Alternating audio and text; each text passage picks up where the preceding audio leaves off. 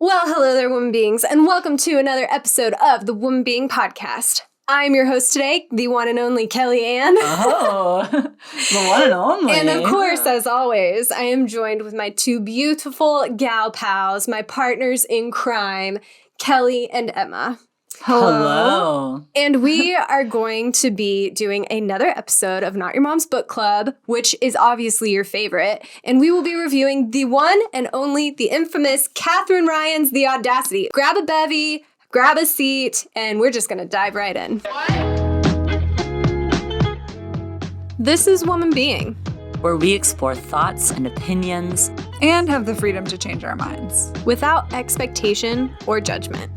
We will hold a safe space and support each other as we navigate together in the form of feminine. So if you don't know who Katherine Ryan is, she is a world-renowned, fabulous feminist comedian who I happen to adore. She has written a book called The Audacity, which, if you do not know, audacity is a noun, and it is the courage or confidence of a kind that other people find shocking or rude, which I love. That is my type of energy. But before we get too far in, ladies, what are you drinking today? Well, I today am having an almost virgin gin and tonic. And by almost virgin, I just mean like a little bit of a shot. So there. like soaking virgin? Yes, yeah. Good. Yeah, maybe just a teetering little. on the edge of virginity. Just a little action. But there has been some There's some action. Yeah. Yeah. Some Love. motion. It's like Love. on the way to home base, you know? Love. But definitely a little bit of alcohol in there. You know, go with what you're comfortable with. That's what I always say. It's like 2 PM. So Okay, you know, yeah. we're going to make it to the end of the day. That's my goal. Yeah. Cross the finish line. Yeah. Definitely. I'm having a non-virgin gin and tonic. This gin and tonic is experienced. It's seen the ropes. It's made its rounds. It's made its rounds. It knows every base. It's had a few orgasms. And so that's what I'm having. Very limey today. Ooh. We did Mine extra too. lime in our gin and tonics. So A lot of lime today. yeah. Love. And I am having a pre-mixed Cutwater strawberry margarita with some extra lime squeezed on top because why not? Yeah. When you can, add more lime. Live a little. Yeah. Live a Yeah, little. just get a little wild. So, Yeah. brief synopsis of Yes. this book. Yes. Oh, where do we Katherine even start? Ryan, an amazing, audacious, feminist comedian. I adore this woman. The book starts with her upbringing and her childhood, which is in a small town of Sarnia. Sarnia. Sounds like Narnia, but it's not. Canada. And you follow her as she goes through her schooling and growing up into college when she moves away to a bigger city and then eventually ends up moving over to the UK. She has her daughter and she talks you through a slew of romantic relationships and has her career buds and to who she is now, which she is married. She has 2 more children. So yeah, there's a lot that's covered in this book. I mean, we cover a lot of topics. Feminism, we touch on abuse, we touch on some alcoholism, we touch on small town versus small town, we touch on, I mean, ladies, am I missing anything? Oh gosh. I mean, it's basically like it feels like every chapter is a different phase of her life. Like I'm pretty sure there's legitimately a entire chapter that's just like from her perspective as a toddler, all the way through like all these different hallmarks that she thinks of in her life up until the publishing of this book, essentially. So She's a Hooters waitress. That's a really big part of her story. yeah, Yep. she talks a lot about beauty standards. She talks a lot about getting into comedy, about her love life, about navigating familial relationships. Living in the UK. Yeah. After growing up in Canada. Yeah. So there's a lot of just, I mean, it's basically just like a documentation of her life. Yeah, for sure. But like funny. I think it's funny. So, but we're just going to get into like, did anything hit home for you guys? Like, I mean, I probably have like 20 pages dog-eared. I will not read them all to you.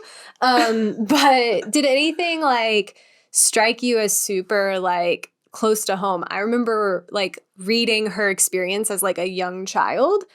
I resonated so much with what she said of how like she had sisters and is like, you've ruined my life. Thank you. Now I'm obsessed with all my sisters, but and how she seemed to take herself very seriously as a child. I really understood that. I thought I was hot shit growing up as a young child, and I'm like, yeah, I get it. She seemed to really take herself seriously and feel very fabulous at a very young age, which I loved reading about that.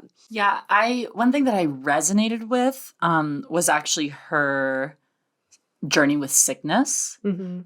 She talks about how when she moved to the UK, she got really, really sick and had this unexplainable like rash all over her body and like felt horrible all the time and went to so many doctors without answers. And I resonated with that just because I've had a similar experience. And so that was and even the drug that she takes is the same drug that I had to take. And so that was like, that felt it's always comforting to hear about people who have had a similar sickness experience. And so I liked that, but I also liked the way that she would talk about the need for women to trust their intuition and to trust their gut. There's one.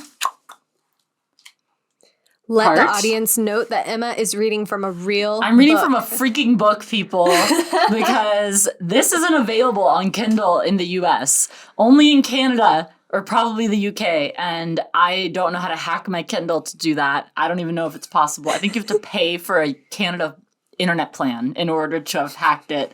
And so I just got the freaking book and I'm very annoyed about it. But this will be page number, the actual book. Page number 54 in the hardcover version of the book. Basically, she's telling a story about how a friend of hers was murdered. And how that was a very like jarring moment in her life, understandably. And she talks about how she was super afraid after that. And she says, I'd laugh at my own grandiosity and say, get over yourself, Katherine. No one wants to murder you. But deep down, I really believe that they might. I wish that I had been more honest and courageous in my exit strategies, but I know that I did the best I could at the time, and I calculated risk based on the information I had.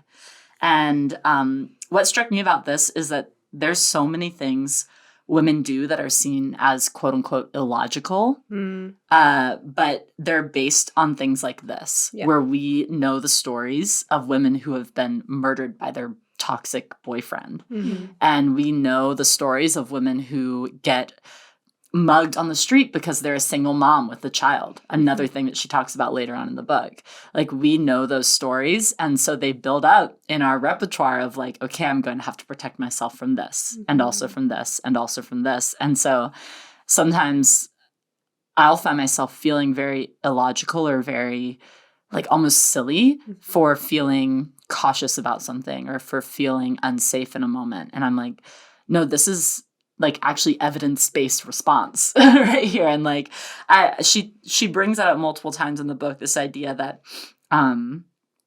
you need to trust your gut as a woman because that's kind of like what you have as your source of protection. And she even says later on the same page, men are nature's gun because you're statistically more likely to be killed by the one in your house. So, which is like, whew, it's kind of chilling to read that, but it's that idea that like, yes, statistically, like you are more likely to be killed by a man that you know, or like you are more likely to be harmed by somebody who's within your circle. And so it brought up that like female, I think, fear that a lot of women live with. And she also plays it off, though, in a very matter-of-fact and kind of lighthearted way, which was very interesting to me. But. Yeah, I like how she uses comedy, and she addresses that as well in the book of like, my goal in comedy is essentially to address the pain, but in a way that makes you laugh so that you can cope a little bit better, but also point it out for everyone else. So like something that's equally chilling, maybe in the moment you can like, but then you're like, oh my God, that's so true. And like those things I think should be on our minds. And it's almost like comedy helps, you know, a spoonful of sugar helps the medicine go down a little bit. And I think that's the power of comedy, or the power of laughter. But I think the thing that stuck with me the most throughout this book is just her willingness to be misconstrued and like misunderstood. And also how honestly she talks about some of the challenges you come up against as a woman in the field of comedy or in the entertainment industry or in any field. Like it kind of just sort of applies. Like she talks about like strategizing when to give birth, like based around when she's going to be on a show or who to talk to about those kind of things and how she kind of like brought her daughter along with her everywhere. And so there's a lot of like considerations that women have to make on a daily basis regarding their career and their families that I don't think are considered. No. And so I really appreciated how like plainly she talked about it and how like it was kind of validating, I think. Yeah. I love that she like hit home on the idea a lot that like a man wouldn't be held to that same standard. Yeah. And how a man doesn't have to consider whether or not he's going to expand his family and how it's going to impact his job. I think she said on her TV show, The Duchess, she had a very like extravagant home in the show. Yep. And so many people were like, well, how could she make the money to do that? Because she's an artist. But in other shows where it's a man living in an extravagant home and not in a job where he would make enough money for that, it's not questioned. Yep. And so that was fascinating. Although I will say, from a cynical point of view, I do wonder if, because she says at one point in the book how she feels like things have gotten better when it comes to women being able to get pregnant and being able to still keep a job. But part of me wonders if it's more that she's gotten more famous and so therefore is a more desirable person to have on TV or as a guest host or in a whatever. And so it's easier for her to make that decision to get pregnant and to have a baby. I think that it probably is a combination. But I also was thinking about that. Yeah. Yeah. No, I think that's super real. I do think times are changing. Yeah. And I do think more and more businesses are more willing to work with someone who has kids, who's not a man. But yeah, just even the idea of like men have never had to consider, how am I going to balance my career with my family? That's just never been a concern for them. And so I do think more and more people are more willing to like come up with hybrid situations so that women can do both, but that doesn't decrease the difficulty of it, I don't think. But yeah, I think for her, I think that definitely plays a role. The fact that she got more famous and more desirable and easier to book and all of those things. Yeah, for sure. Is a huge help. Definitely. That ensures that you have a babysitter or a trusted nanny or, you know, you can afford a lot of different amenities that you just can't when you're at the start. Yeah. Yeah. On this vein, if I can read something real quick. So she talks about how her dad and mom got divorced. So, and on page 49, it says, as I've mentioned, my mom, like me, it's the type of spicy individual who rubs freshwater conformists the wrong way by just existing. Initiating the slip from my dad gave them, meaning the people in her town, more reason to see my mom as a villainous outlier. And then a little further down says, Dad, by contrast, was regarded as a wounded and eligible local hunk. And that is kind of like a perfect example in her book of how she makes that correlation of women are held to much different standards than men when it comes to having children. So just to support what you're saying. And then I also love just like how willing she is to just do stuff. And she doesn't, I mean, obviously the feedback that she's going to get is going to affect her, but she keeps moving forward. And so I liked a lot of things she said about that.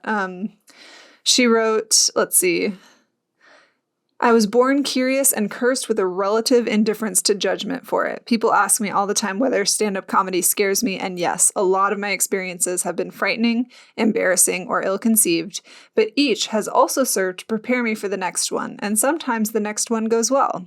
If you're really that consumed by the fear of failure or criticism, then you better hide away yourself for eternity. You better hide yourself away for eternity. If not, people in your school will talk shit about you. People in your office will talk shit about you. People on the internet will talk shit about you. Variety magazine will talk shit about you. It's all the same and it's all inevitable. Nobody cares about your bad reviews more than you do, so you might as well just get over it. Yup. Katherine Ryan trying to teach me to not care. Yeah. And she's so bold in her comedy. She's so bold in, I think, a lot of the work that she does. Yep. She's ripe for criticism. People make jokes about her being 100% plastic and having all this plastic surgery and not being genuine and being too edgy or not edgy enough. Yeah. The list goes on, and you really have to develop thick skin. And I think having the realization that, like, I'm going to care about this more than anyone else. So I might as well just move past. I don't know. And I don't know, like, I guess I kind of wonder sometimes if like, you really mean that. But yeah, that's a good question, right? Because that's kind of her comedy persona, right? That she doesn't care, that she's thick-skinned. I'm like, it's got to bother you sometimes.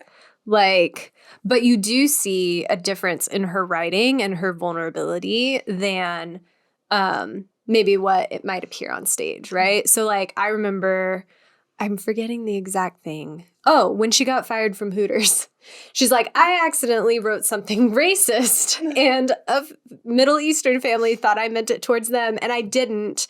And times were different. It was like early 2000s, and she's like, listen, you just grow and you move on. And it was sucky. It was a sucky experience for her. But I was actually surprised at how willing, like you said, she was willing to let herself be misunderstood for the purpose of speaking her whole story, which I appreciated, actually. I didn't feel like she was trying to make herself perfect.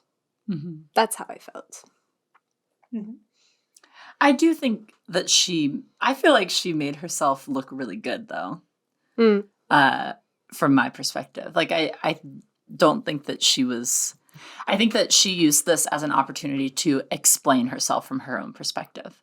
And so I think anyone, like, trying to sort of, like, explain themselves and get people to understand them is going to paint themselves in, like, a better light. So it's not to say that I think she's necessarily being dishonest, but I think that she's biased. Yeah, she's biased towards herself. Of course. That felt pretty evident to me. Yeah. And I'm like, yeah, you probably should be a little biased towards yourself, right? Oh, that actually reminds me of another thing she said that I really liked regarding selflessness. I didn't and I don't value pure selflessness. You can be thoughtful and generous without abandoning your goals or yourself. I was interviewing a family recently about their adult daughter for a show who was being sent on holiday to reward her selflessness. Before meeting her, I asked her parents to describe her personality on camera, and they offered things like, she puts herself dead last, and she's always doing what she can for us. Okay, sure, but could they share what they loved about her? And she goes on to talk about this, like, poor girl that is basically just like a human doormat to the people in her life. Yeah. But being selfless to the point that you are no longer a person is of no value to you or anyone else, actually. Even though people appreciate it, they're actually just being enabled to take advantage of others. So anyways, I thought that she had a little good point there, a little zinger. Oh, totally. And then to add to that, they don't know you, right? They don't know who you are as a person. Her own family, which is so sad. Her own family couldn't tell them anything about her personality, her likes, her dislikes. What are her favorite things to do? It's like, they're like, she takes care of us. And I'm like, ooh, like that's a beautiful thing, but like it shouldn't be everything this person is to you. Yeah. I like that. Something that I really loved, that's potentially like very like vulnerable for her to write about is her aunt, who she really loved and really admired as a child, and slowly discovered that her aunt was a alcoholic that would basically get blackout drunk and get very, very, very mean. And she writes on page 232 is, I'd normalized tiptoeing around her as a child, waiting out the bad behavior for all the good that was promised in between them. but they seemed to be getting harder to stomach. It bothered me that my little sisters were now often targets for verbal abuse since they'd both become adults and were sat at the same bar drinking alongside her.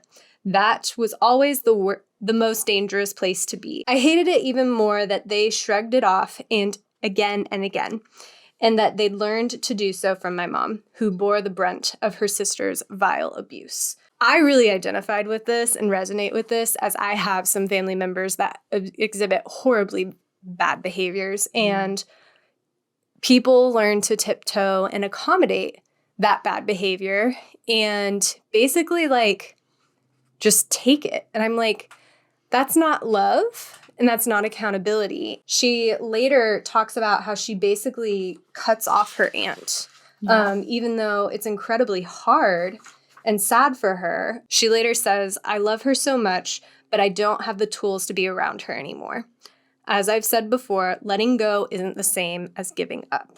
And I think this is something that a lot of people probably struggle with in their lives, but no one really knows how to go about it. And I don't think there's a way to know. I think it's going to be highly individualized, and what you can cope with and what everyone around you can cope with and what boundaries you can respect. But basically she's like, I don't see her anymore because I'm not going to sit there and stand by while she is abusive towards my family members that I love. Like, that's not, if you don't want to fix that, like, that's on you, which is sad because this family member clearly needs help. But if they don't want help, there's nothing really you can do. So that was a particularly heavy thing that she talked about that I really, like, made sense to me and I identified with. And I'm like, everyone around this person accommodating for their bad behavior isn't helping them. It's just hurting themselves. Yeah, it was fascinating to me to read that story, and I think other similar things. She very much tries to see kind of all sides of things. So she gushes about how fantastic her aunt was and how much she loved her and admired her and all of these amazing qualities that her aunt possessed. And she makes it very clear that these like less than savory qualities of her aunt don't cancel out these incredible qualities of her. But that it got to the point to where the behavior that she was exhibiting and like the toxicity was not like tolerable any longer. Yeah. And she mentioned if her aunt spoke to her daughter or her husband the way that she spoke to her, then they would have a huge problem. So instead she removed herself. And that was really interesting. And I think that's a common theme throughout her book, is this idea of seeing the good along with the bad and not letting one necessarily like discredit the other, but still having some awareness to know that things are bad when they are particularly bad. I think you see that similarly in the way that she talks about beauty standards.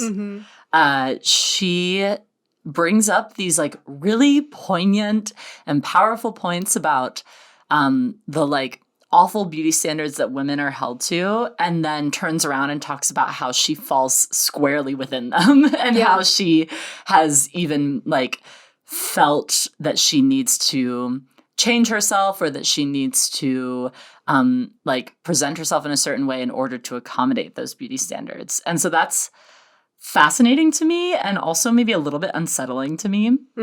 But one example, on page 112 of the hardcover version,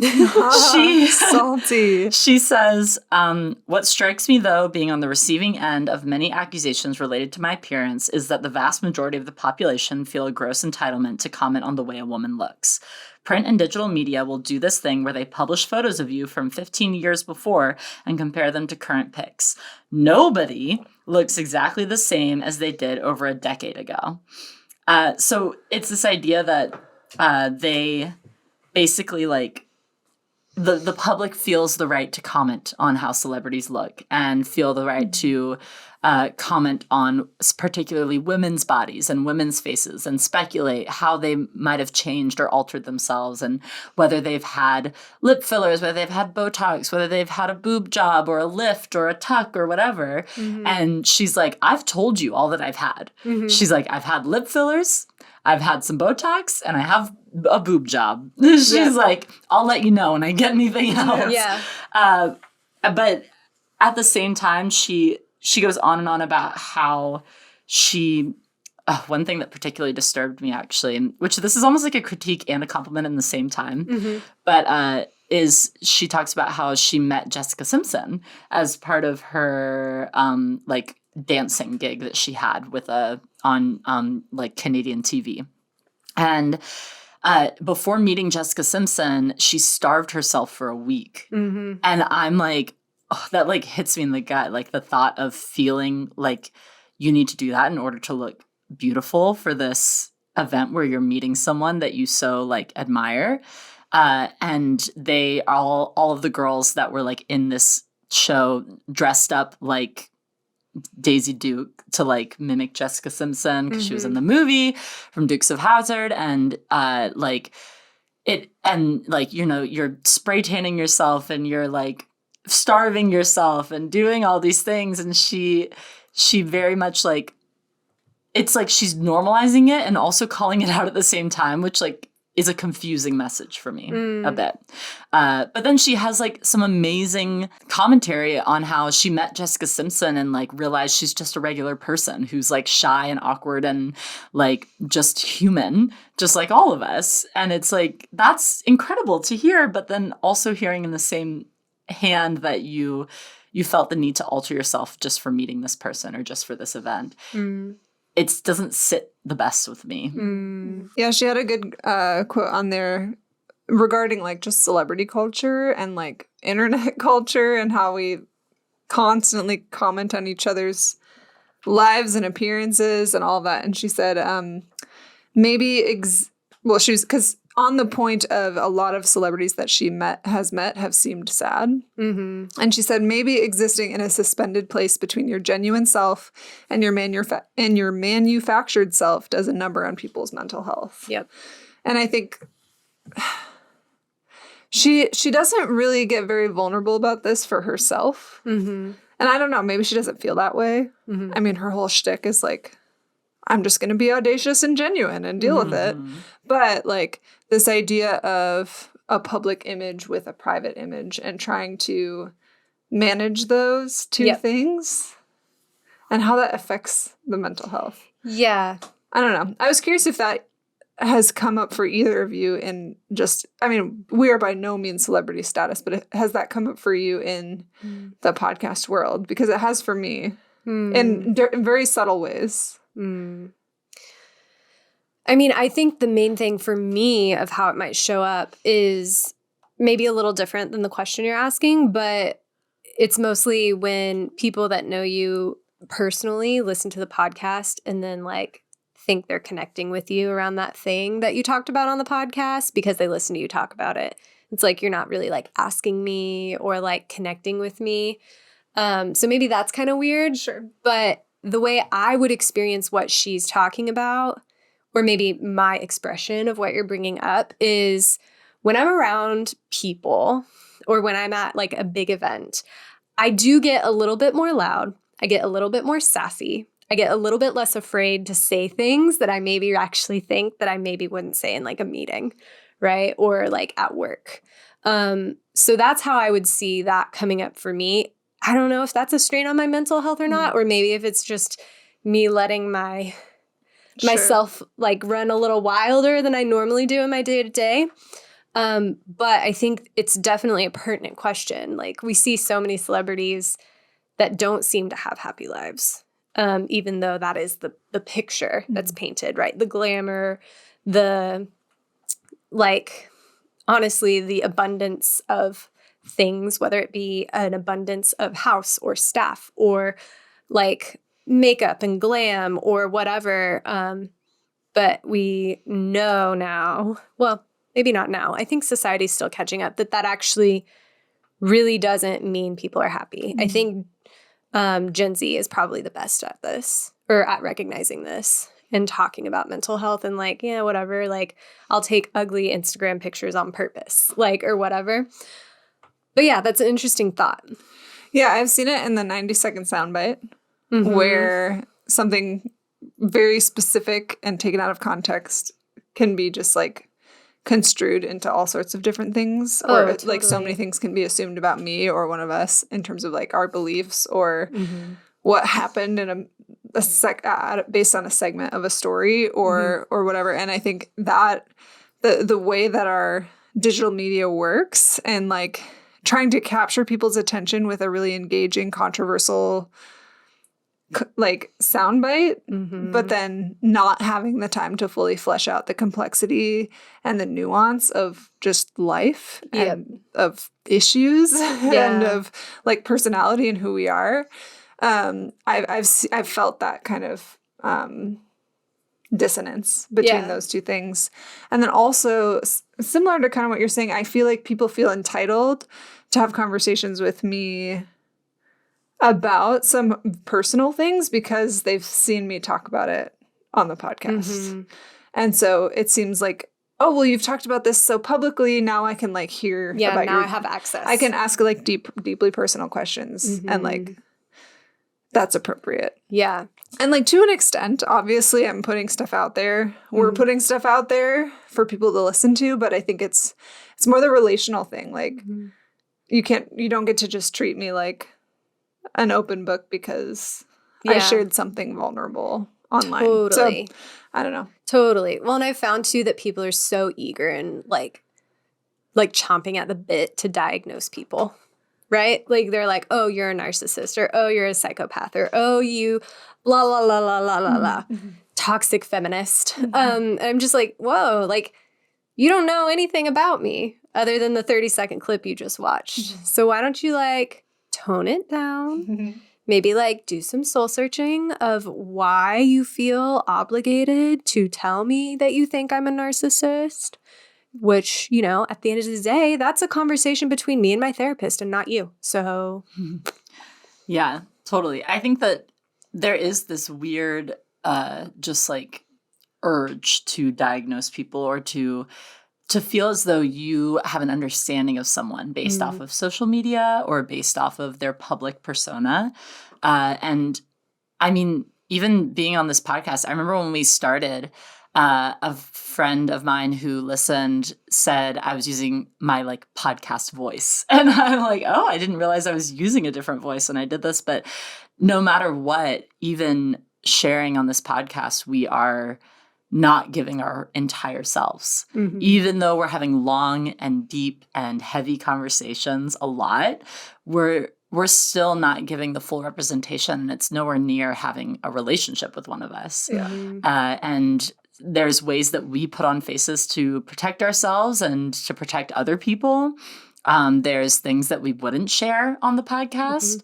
And there's things that we might share some of on the podcast, but you don't have the full story for it. So I think that that's interesting to think about. And I've definitely had instances where people have asked other people in my life questions about me because of the podcast, which definitely stings because it's like, well, why wouldn't you approach me about this and like ask what I meant by something or ask for more information when we have a relationship and you could.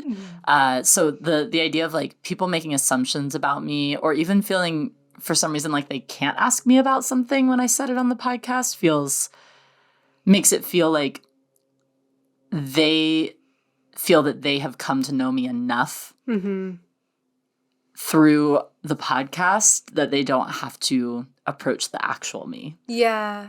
And so that's a weird dynamic to Especially in the instance where like relationship is already there, right? Yeah. Like, these are people you know. Yeah. When I mean I'm not as, willing to do that with strangers or something. But again, we do also put ourselves up on a public platform. So we are opening ourselves up to scrutiny and to being misunderstood and all of those things. And honestly, the people who don't know me, I really couldn't care less about what they say because it's just funny to me that they feel that they have any sort of right to, diagnose one of us or to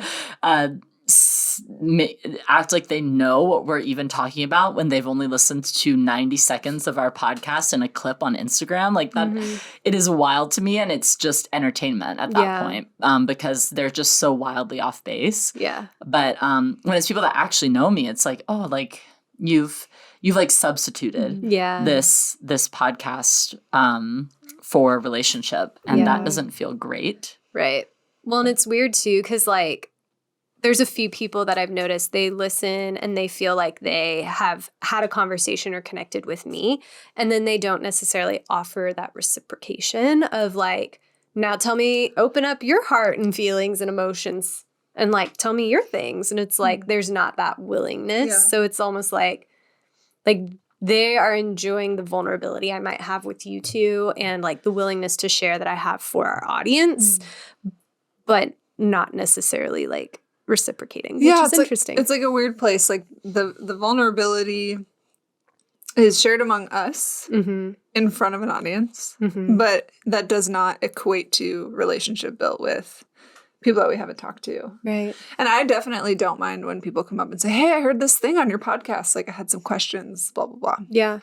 But then sometimes it can kind of just be like, what do you think about this? Yeah. Why would you think it's that? like, you said this. What do you mean? Yeah, like exactly. That's not an open conversation at that point. That's almost an accusation. Yeah. Or like a trying to pick you apart. It feels like and analyze you. Yeah. Versus like, hey, like would love to know more. What did you mean by this? Like I just didn't really understand this. Or could you tell me more about like how your belief around this has changed? Like those are welcome questions. Sometimes I wish people would ask that stuff more. Or like, oh, I've been really wrestling with that too, and this is why. And here's a little bit about me so that you can, I don't know. I think that's right. Well, and like I would imagine that Katherine went through this and then it continued to evolve as her career continued to take off. And like, I think that's probably the scariest thing to me of like, as we continue, and obviously we have career goals and dreams with this podcast and outside of this podcast, but the more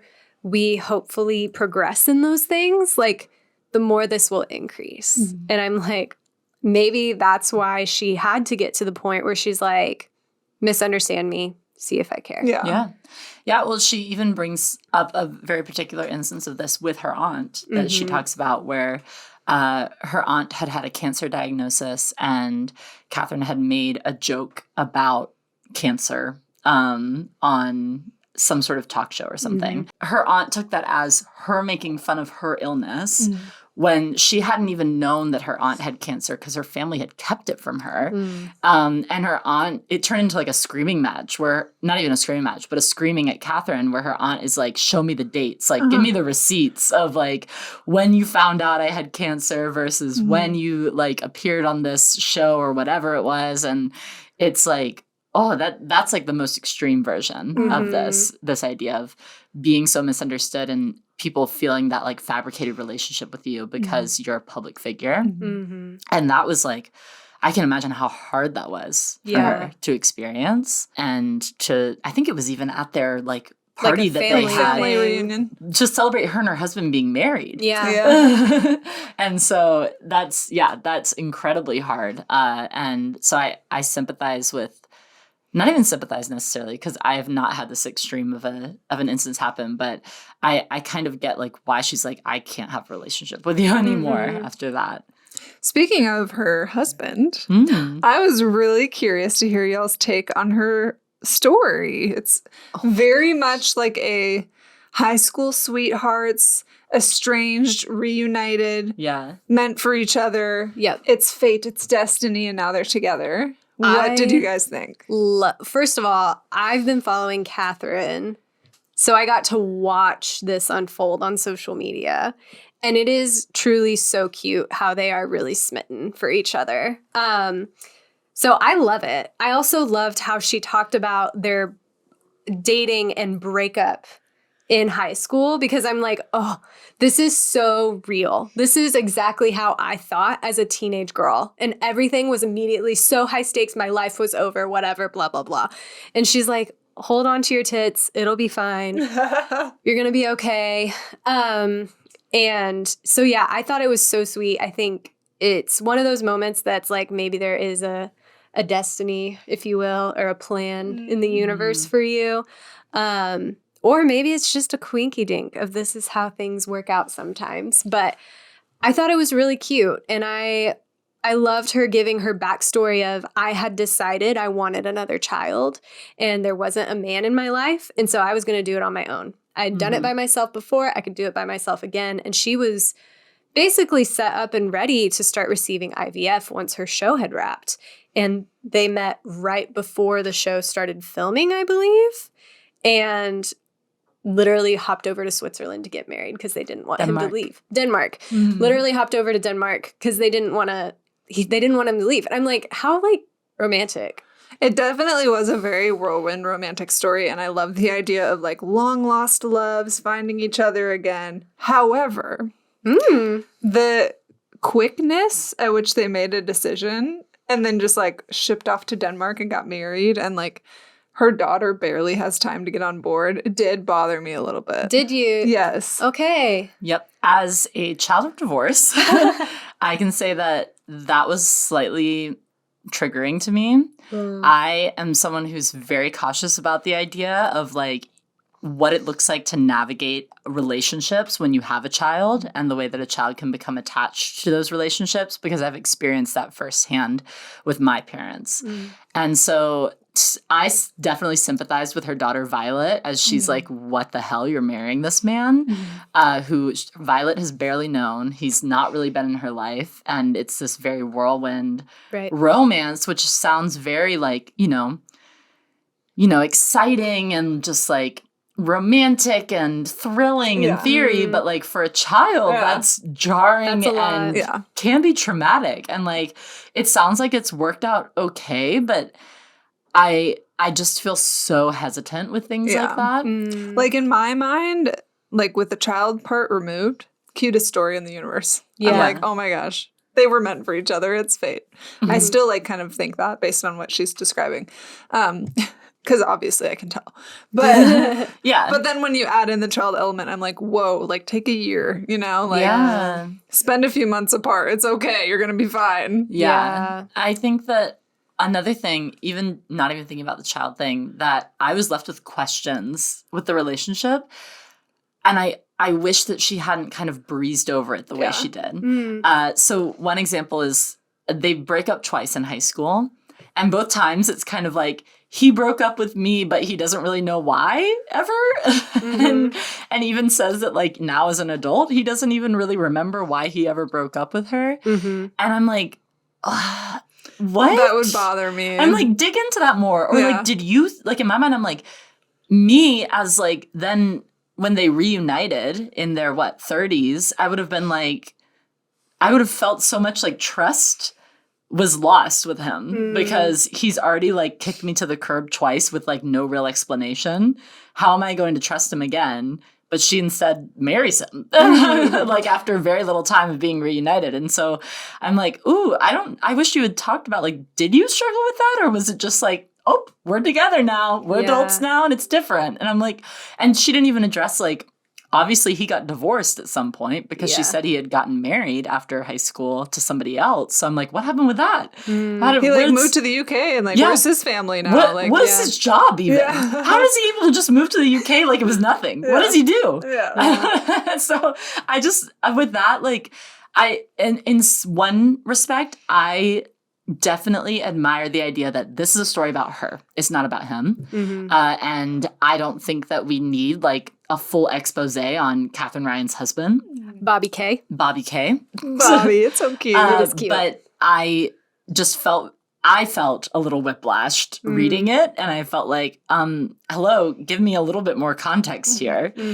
Or maybe if she had even like introduced him earlier in the story, like when she was talking about high school. That would have been nice. If she had brought him in high school and then like later on been like, remember that guy who's my love of my life? Like, this is when we reunited. Like, I think maybe I would have felt more invested in him too, just from a storytelling perspective. Yeah. But it was just like, what? I have so many more questions now.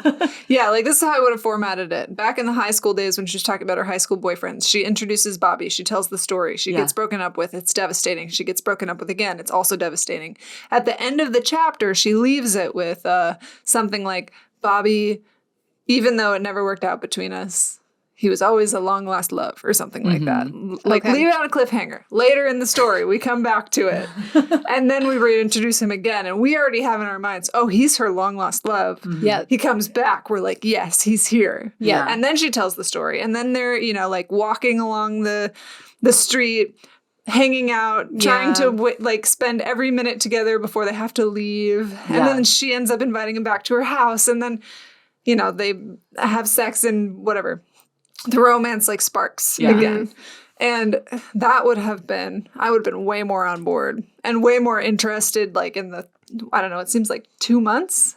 Yeah, I don't even know like how the long exactly. teeny I think tiny it amount was of time that they make the 3, decision. because that's how many months you can be in the UK before you have to leave. Sure. For 3 months, and then you can come back. Yeah. Sure. But yeah, like Well, also, how could he do that? how do you just like disappear to the UK? Did he work remotely? Did he not have a job? What was he doing? I don't know. Because I mean, she's a rich, successful comedian, so maybe she's like, was I'll like, just fly out. She was just enabling him, like, just stay Maybe. here. I'm just so But confused. yeah, I'm just like, come on. I will say, Catherine and her family were on vacation this past week because I still follow her on Instagram and I'm obsessed with her.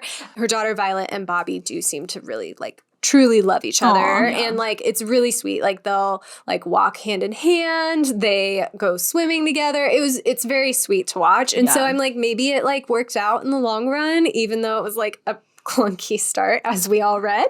Yeah. It does seem like it worked out in the end. Even though like maybe the journey was a little rocky. Yeah. Maybe again, wouldn't do it the same twice. I'm not necessarily one to judge. my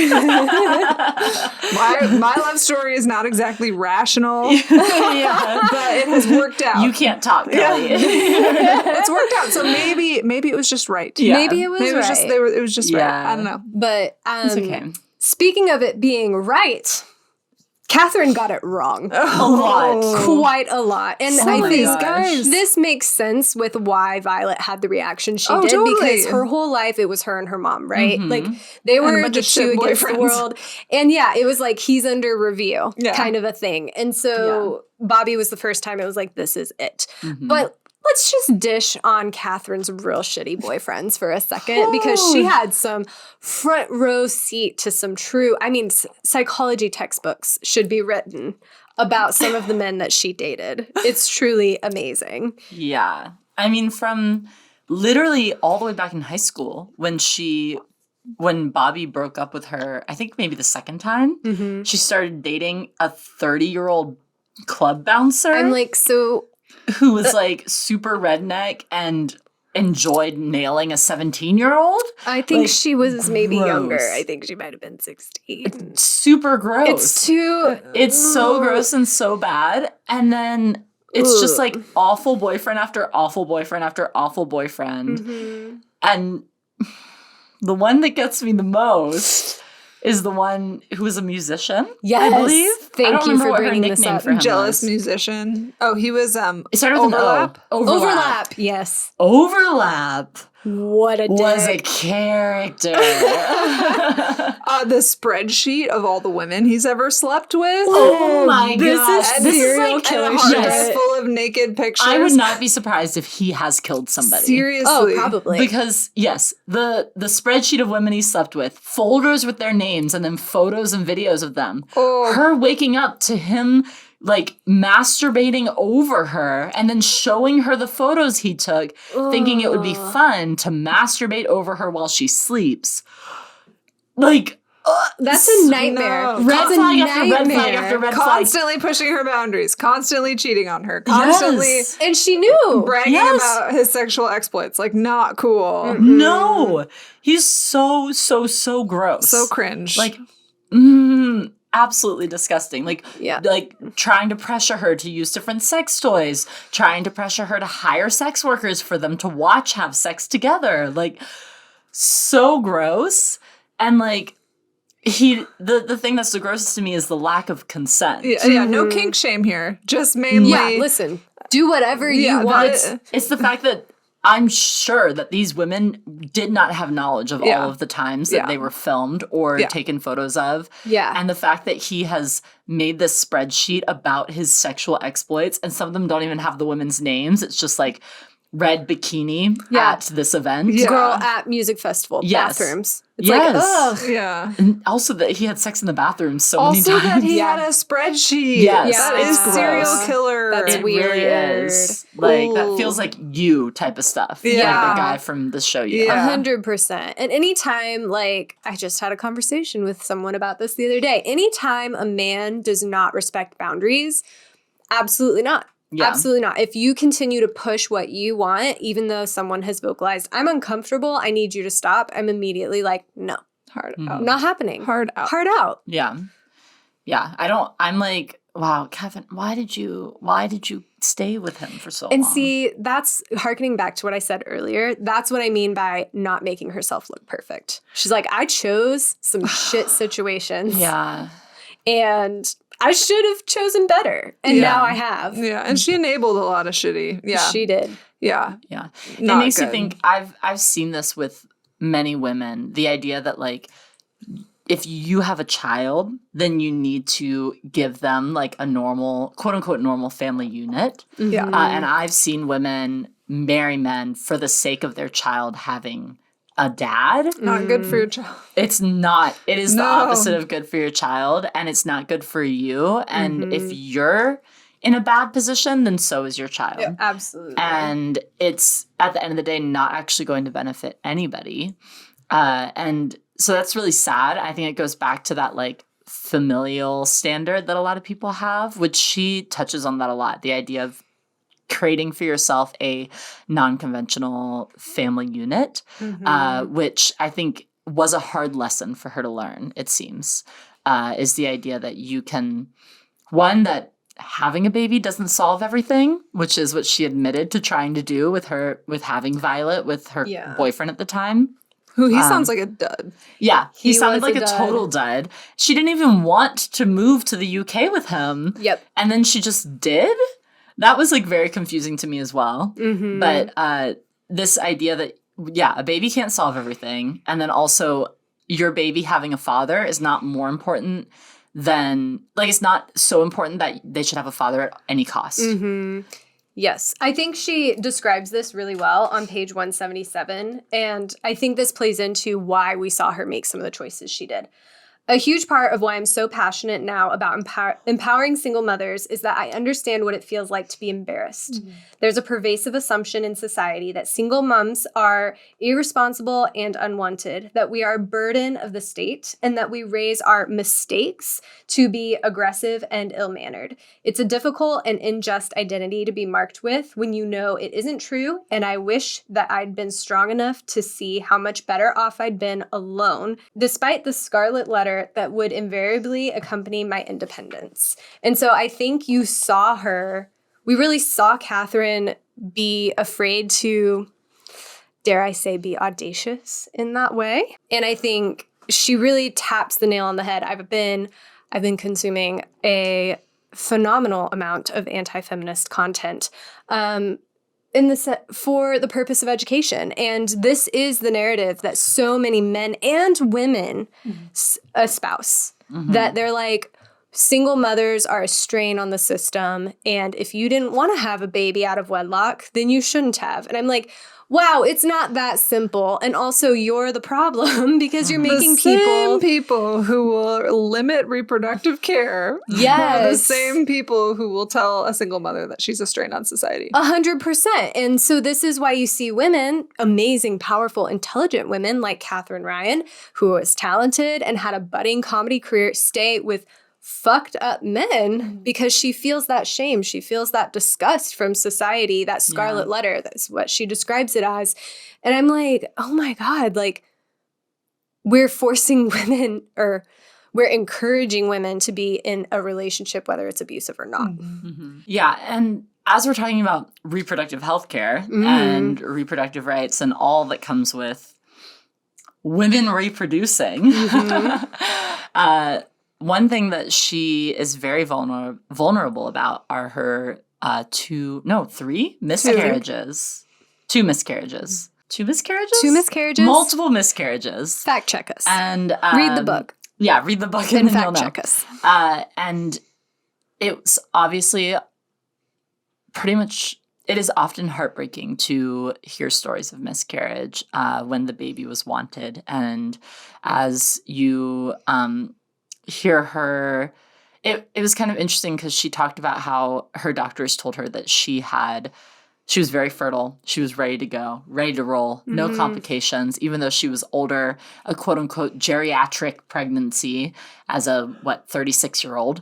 But she then wound up having 2 miscarriages in a row. And she talks about how she was super vulnerable with that, especially with her first miscarriage, but how she's kind of towing this line between sharing about her miscarriage and also not wanting to feel the pain of the miscarriage get carried on even longer because of the public exposure to it. But one thing that I will say that she made a great point about, which I love, and I feel like we talk about this kind of thing on the podcast all the time, which is medical research and as it pertains to women. Very good. But on page, I don't even know where to put this thing. It's so big. I hate having the book. On page 275 of the hardcover version, she's talking about miscarriage. She's talking about how there's this book by Carolyn Criado Perez called Invisible Women that talks about data bias in a world that's designed for men, aka patriarchy. That's what patriarchy is, people, for all those folks that misunderstand what patriarchy is in our Instagram comments. This is for you. Nobody in particular, but just specific to our Instagram comments. But she says, maybe it's just a coincidence that they're putting so much energy into Viagra instead. And she's talking about how she was going through this whole experience of going to a private care doctor who specialized in helping women who have had multiple miscarriages to get pregnant. And she talks about how, one, the NHS, which is the healthcare in the UK, doesn't actually provide care for women who have been miscarried until they've had at least 3 or 4 miscarriages before they try to do something to help them in having a successful pregnancy. So she has to pay out of pocket for this private care provider in order to try to set herself up for success to have another pregnancy. And then talks about how there's so little data around miscarriage in general and so little research on what the sources of miscarriage are. And even this doctor talks about how they think that these things that they will prescribe her with and this treatment that they'll give her will help, but there's actually not a proven study that this is actually going to help because there's not funding for that. So it doesn't mean that these things won't help, but this doctor is not able to even get their research proven because there's not funding for it. Yep. And yet we work so hard to make sure that men can get it up with Viagra. And it's absolutely ridiculous. Which this is a good point because when we talked about the overturning of Roe v. Wade last summer, go listen to that episode. We talked about miscarriage and how really, if we really are pro-life and we really don't believe in abortions, why do we care so little about miscarriage? Yes. If we really believe that it's life at conception, where's the research? And so many people responded to that and said, well, there's nothing you can do. It's just a genetic anomaly. There's no blah, blah, blah. But that is we don't actually know that. Yeah.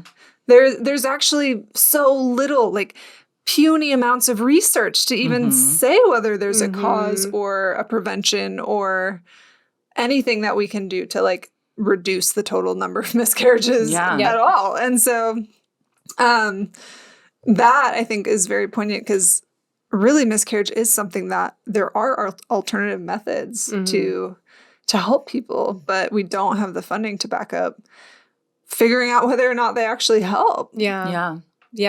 Well, and I think something else that she touched on that I didn't even know was an option.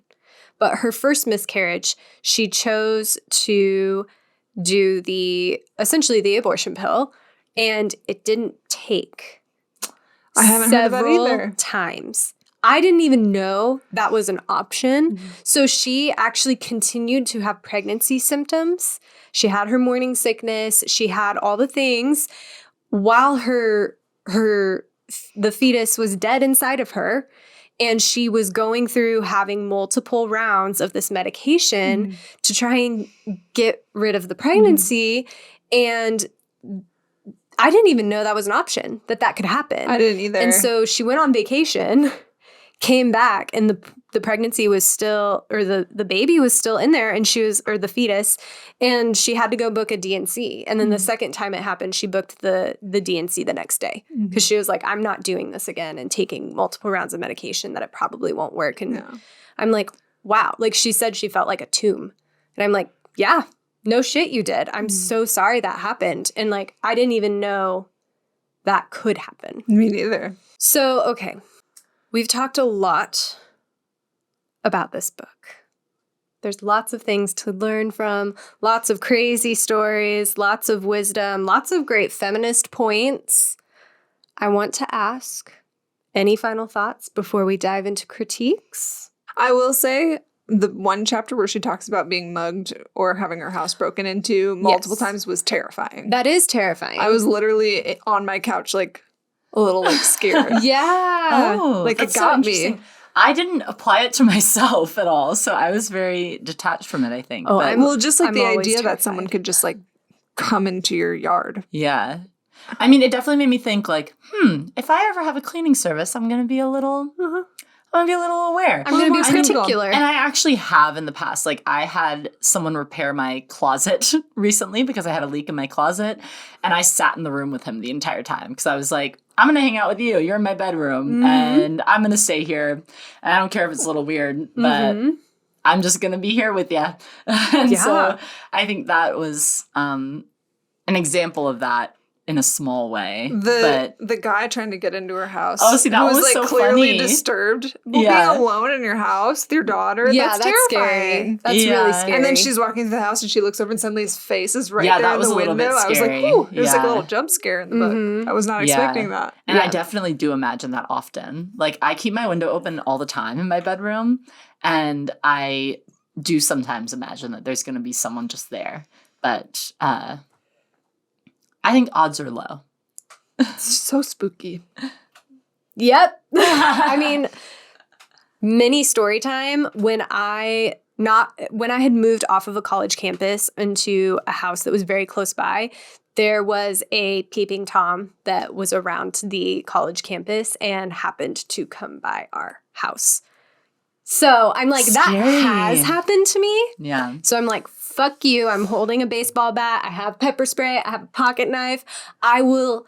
Like, if you try to come in my home and it's me or you, it's gonna be you.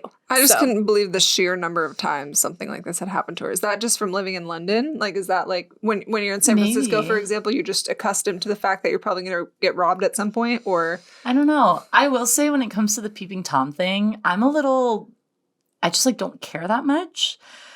If they're from a distance. No, he was so close to our window. Yeah, I think that would freak me out. But if someone like just happened to see me from a distance, I'd be like, whatever. 5 girls. We lived by ourselves. We were all under like 25. Anyways. Critiques. Ladies, I will start off with my own that I appreciated her storytelling. I did not appreciate a lot of the order she chose to put it in. I was like, I felt like there were certain sections that we jumped back and forth quite a bit. And I was like, I felt like this was in chronological order, but now you're telling me it's not. Yeah. That is one thing that just like with Bobby. Like you brought up with Bobby. Yeah. Like there were several things that I was like, whoa. Like I was like, in my brain, you're in your mid-20s being a successful comedian, raising your daughter. And now we're talking about a lot of other things that happened in high school or like the backstory with her aunt or, you know, whatever else. So that's my personal critique. What are yours? My biggest critique Wow. is that I did not find it funny. Hardly at all. Wow. I marked it. I didn't laugh until page 120 of the book, which is about a third of the way in. And I was like, I'm so uninvested and bored. Wow. I came into this book as somebody who didn't know who Katherine Ryan was. I've never watched her comedy. I don't have any context for her. I have a hunch that someone who maybe knows more about her would enjoy that beginning of the book more, but I didn't care about her being a toddler or a kid or even really in high school. I wasn't really interested in her story until she moved to the UK. And there were times that I chuckled a bit, but I did not find it very funny at all overall. So I don't know if I would find her comedy funny. I don't know. Maybe she's just not my cup of tea when it comes to comedy. I'm not a big stand-up gal. So I think that was the hardest part for me. So I would say if you are not a Katherine Ryan fan, or if you're not that into stand-up, then this probably isn't the book for you. But that was one thing. One other thing that I will say is that I found some of her opinions on like mental health a bit problematic. So there's one point where she talks about how she thinks dissociation is underrated and how you should dissociate more. And I'm like, oh, that seems contrary to a lot of modern therapy and like psychology. And I don't know that I agree with that. I think that dissociation can be useful to help you get through a traumatic or difficult situation. But I'm not sure. It didn't sit well with me, and it felt contrary to a lot of what I've heard from like mental health experts. So that was another critique for me that was like, oh, I don't know. You don't know. You're a comedian, which it's like you're not a mental health expert in any capacity. So this feels off. Yeah. I don't feel like I had a chance to say earlier on, I overall very much enjoyed this book. I laughed out loud multiple times. I read most of the book sitting on a couch next to my husband and would just be like, ha! And he'd look over and I wouldn't explain it and I'd just keep reading. And he'd be like, okay. So I found her to be very funny. I similarly do not know very much about Katherine Ryan. However, I was introduced to her on like some of the British television shows that she mentions being a part of, like Mock the Week, because my husband likes stuff like that. He just really enjoys British stand-up in general, and so I think that's kind of how I became aware of her existence. And I've always enjoyed her demeanor. I think she's kind of funny. So I thought the book was fun. I agree with your point to the structure sometimes was a little confusing or whiplashy. But I also read the book in 2 days. So I felt like it was like a lot at once. Maybe if I had taken it chapter by chapter or a couple of chapters at a time, I may not have felt so like this forward in her story and back in her story and forward in her story and back in her story, which is kind of how I felt a lot of the time. Yeah.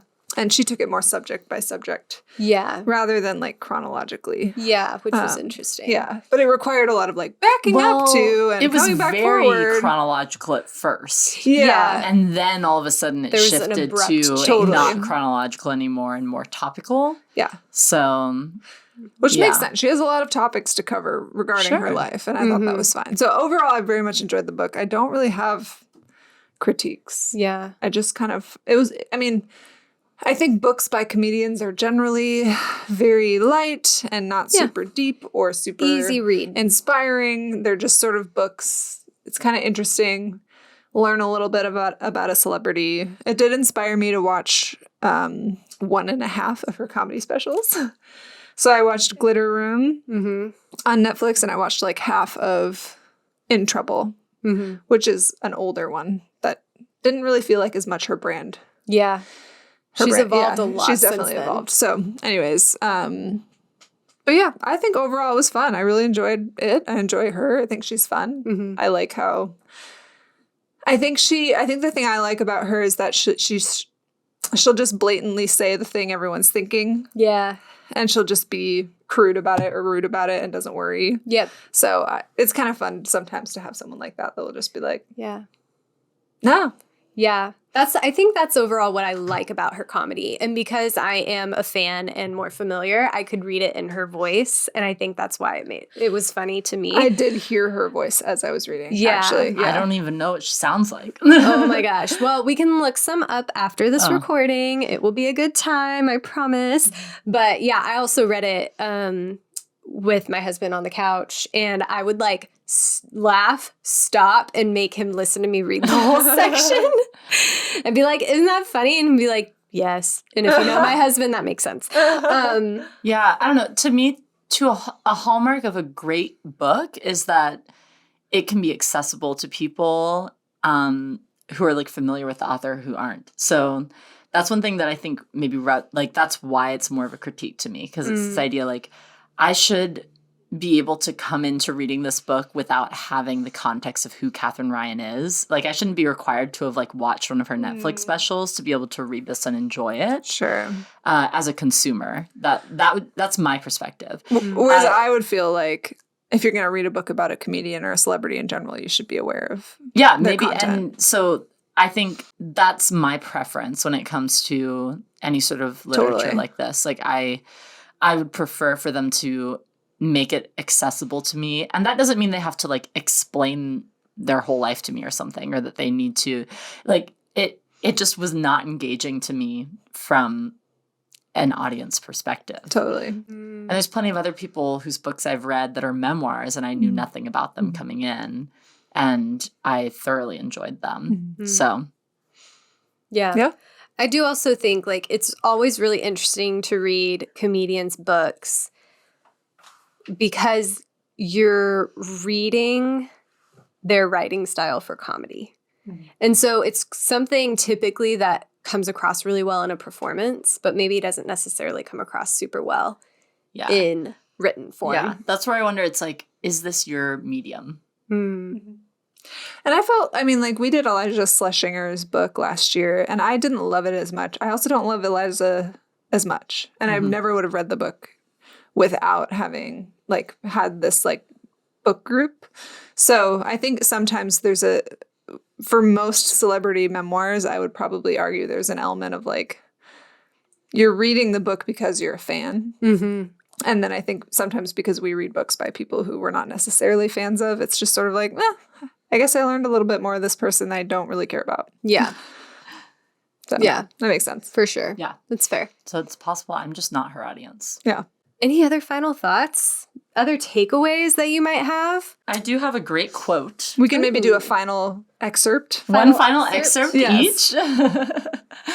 I have one that I really liked and one that resonated with me. This is one thing that's interesting in the same sense that this book had a lot of whiplash in terms of timeline and like what was going on. I also felt whiplash in terms of depth, where she would go so deep and say something very poignant and meaningful, and then she would go very surface level. And this is one of those deep moments where I was like, ooh, I really like this quote. But on page 162 of the hardcover edition, she is talking actually about how social media has berated her, found her shallow, called her plastic, all those types of things. So literally exactly what I've been doing. And she says, I have to keep reminding myself that there are people in the world who look out at the ocean and can't imagine that there might be anything below the water's surface. And ooh, that quote actually like gave me a little wave of emotion. With the ocean and the water's surface. There's our comedic moment. That's deep. But the more you explain it, the funnier it gets. I know. I loved that quote, and it's the idea that there's more to every person, and there's so much more to Katherine than what we read in this book or than what we see in a comedy special, and we will probably never know what that more looks like. But there's so much more to each of us than what we present on the podcast or what we show up to work with or how we present ourselves to our family members. There's so much more to every person, and there's all that's going on under the surface that you don't understand and you can't perceive. And that was really, that's something I've been thinking about a lot lately. Whenever I feel misunderstood, whenever I feel like a judgment's been made on me, it's like, wow, you don't actually know the context of this, or you don't actually have that deep of an understanding of me. And so you can't make this judgment, or you can't qualify me in this way.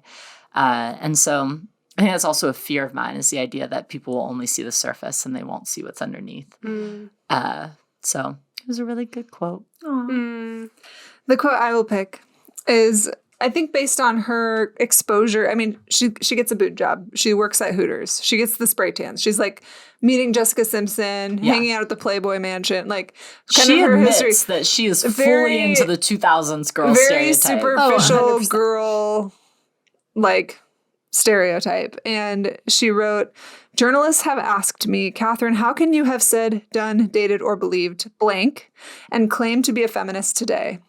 The answer is because I was a little culture sponge and I didn't have a crystal ball with which to gaze upon the future. The turn of the century was a very peculiar time to be a young woman, dominated by a hypersexualized faux brand of girl power. We were doing the best we could, but many like me got swept up in the purposelessness, belts, and exposed thongs." And so I just like that, the concept of we get to evolve over time. Like, what was feminist then is not feminist now. It's continuing to grow and change. It's very subjective and based on your cultural context. And the main point revolves around, like, your ability to choose, your ability to have independence and autonomy, and not so much like, did you get a boob job or not, or do you wear lipstick or not, or like all those superficial things that actually don't define feminism and don't define your power as a woman. So I thought that was great. I love that. And my closing thought is the very last chapter of the Audacity on page 318. This is actually her final paragraph. It says, "But first, you've got to stop apologizing so much. Stop wasting your time asking questions when the answer doesn't matter or it's going to be a lie, and start navigating your life with a self-assuredness that pisses people off. I tried to throw my own tools away for a long time before accepting that I was better off learning to sharpen them instead. It wasn't until I had nothing that I realized I had everything. And the more gratitude I had, the more abundance came my way. With regards to anxiety and conflict, try to remember that nothing matters very much and little matters at all. Your peace should not be undervalued. Resilience is half of the battle. You don't need a long-term plan or a short-term plan. Just wake up every day, wash your face, and move forward with confidence.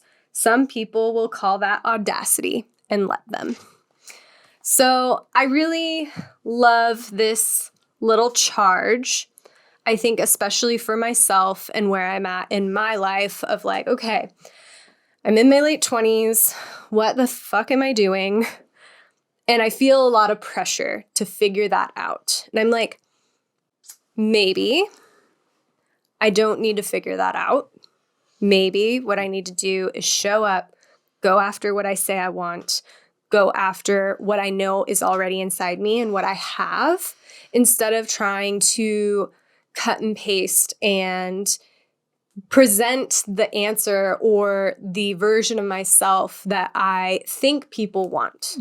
What if it's okay to just let myself be and not try to, not try to present any specific way?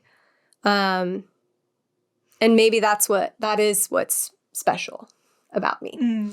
And so I think overall, I enjoyed this book. Like we said, I'm a fan. And I felt like that final paragraph was just my little kick in the butt from a big sister that was like, that's good. Maybe I'll type that out and paste it on my wall or something. Because I think that reminder is very important. So with that, is this book Woman Being Approved? I mean, I think it's fine. It's like maybe Woman Being Approved. Maybe. Yeah. From my perspective, it's kind of Woman Being Approved. I know it's Kelly Ann approved. Yeah. And I also think like it has a lot of feminist moments, a lot of chunks of wisdom that I think are helpful and applicable. Do I think you have to read this? Is this the standard feminist literature? No.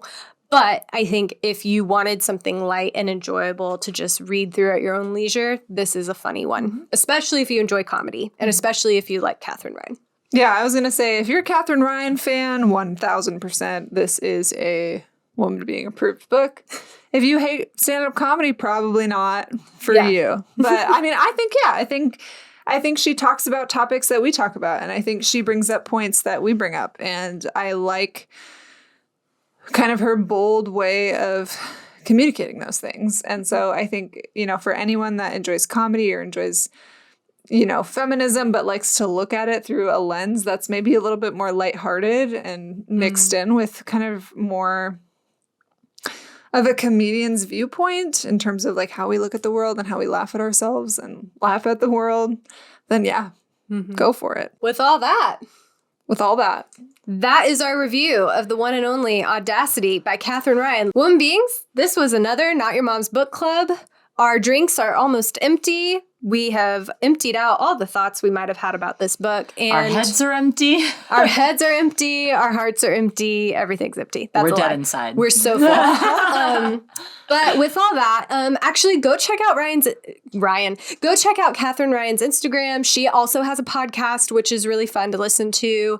And while you're at it, make sure you're following us. Make sure you're giving us a 5-star review because that really helps us out. Maybe you think we're a 4-star review. That's fine, but definitely not 3. So make sure you're following us on Instagram and TikTok and YouTube because we're there as well. Comment everywhere, and we will see you next time. Bye.